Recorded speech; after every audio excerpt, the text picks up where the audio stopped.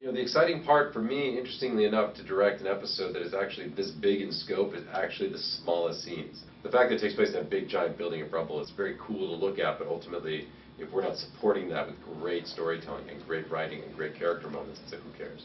Good.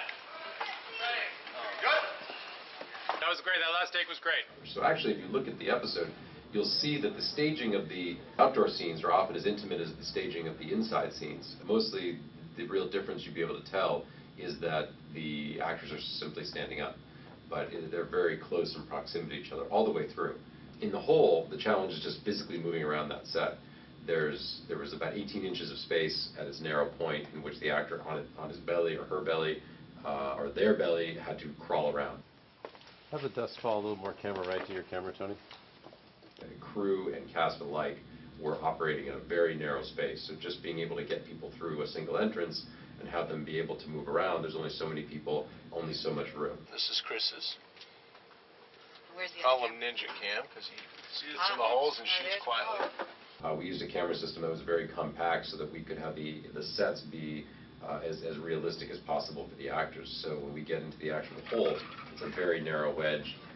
When we get outside, we're in a big open space with a lot of precarious layers, but we're always able to find a way to get the camera in there. But we always wanted to look at, you know, what these things are doing for the characters, and then as the characters respond with such heartbreak in this episode, you just keep getting sucked into it. So really the most exciting thing for me, and something that I've loved about this show since its very, very origins, is I want to know House better. I want to know Lisa Cuddy better.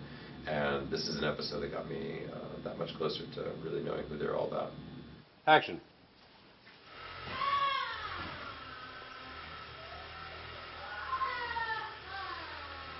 Given how intense the stuff inside the hole was, when we got outside into a bigger open space, everybody had a big sigh of relief and a big breath of fresh air after getting through these very, very intense few days. We would just keep riffing to try to keep the vibe kind of light. As you can see, there's nobody in charge. Just walk right through. Nobody cares.